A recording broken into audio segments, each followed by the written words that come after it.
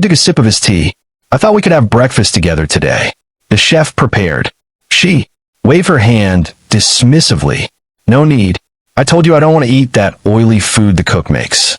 Besides, I'm going to the spa later. I don't want to feel heavy. Chief sighed. Felicia, I've been thinking. We have a big kitchen here, but it's been months since you cooked. You remember how we used to cook together when we first got married?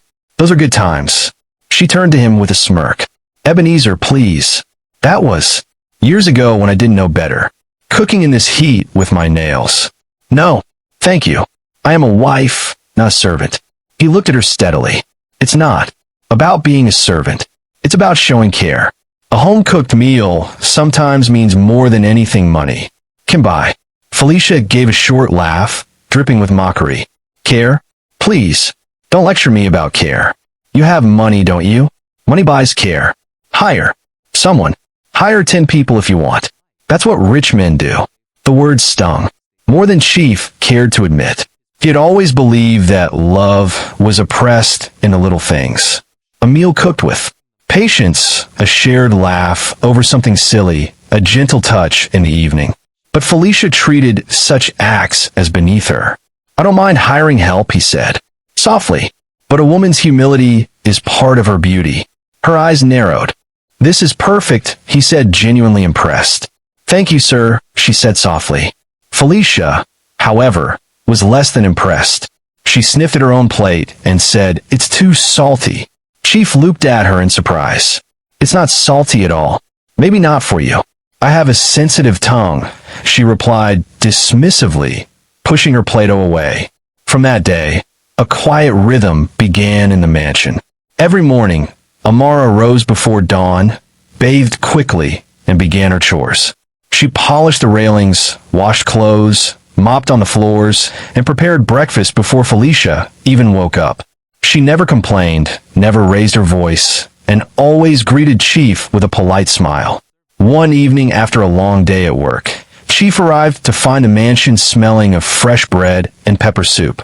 Amara emerged from the kitchen carrying a tray. Welcome back, sir, she said warmly. He smiled.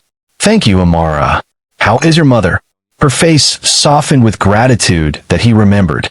She is still sick, sir, but I'm sending her some money next week for medicine. Chief nodded. You're a good daughter. She's lucky to have you. Amara's eyes glistened slightly. Thank you, sir. Felicia, overhearing from the hallway, rolled her eyes. Ebenezer, must you chat with the help like she's your friend? You'll spoil her. Chief's jaw tightened, but he said nothing. It was in those early weeks that Chief began to notice the stark contrast between his wife and the new maid.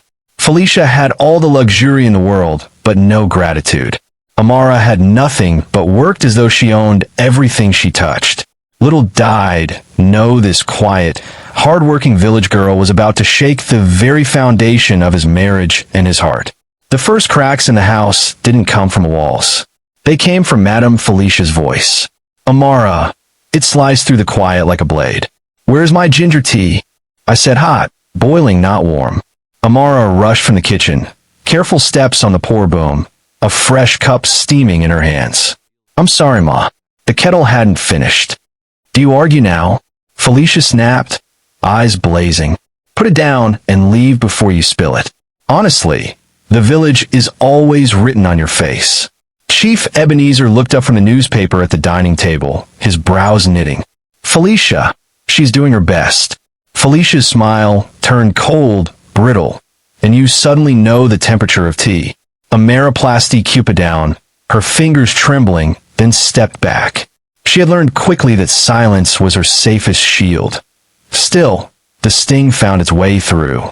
She had been in the mansion 2 months, and in that time she had scrubbed, cooked, polished, and served with relentless care. Yet Felicia's words had never once softened. The next morning began at 4:30 a.m. As always, Amara tied her scarf, washed her face in the servants' quarters washroom, whispered a prayer for her mother, then slipped into the kitchen to begin breakfast. Akamu smooth as silk, a car golden and crisp. Chief's tea just so. By 6, the house was breathing with the soft hum of generators in the distant roll of the ocean. At 7, Felicia came in a hurricanian satin. My silk dress, she said without greeting. I told you to steam it. It's ready, Ma. Omar replied, leading her to the dressing room. The gown hung flawless on the rack, creases erased, hem perfect. Felicia snatched it down, inspected it, and sighed dramatically. Is your idea of ready the same in Enugu? Look at this.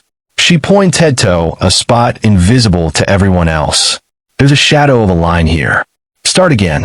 Amar swallowed. Yes, Ma. Chief passing the doorway paused. Felicia, it looks fine, but it's not perfect, she said, chin lifting. In this house, we can do fine. Her gaze cut back to Amara. And keep your eyes down when I speak to you. Do I look like your mate? No, Ma, Amara whispered. By midday, the household staff had learned the day's weather would be storm. The gardener lingered outside longer than necessary. The cook busied himself with chopping onions twice. Only Chief moved through the rooms with deliberate calm. Asked how his quiet might settle the dust. It didn't. At lunch, Felicia pushed her plate away after a single bite. Too oily. Chief tasted the same bunga soup and nodded. It's excellent. Thank you, Amara. Her eyes warmed. Thank you, sir. Felicia noticed the warmth and froze it with a smile.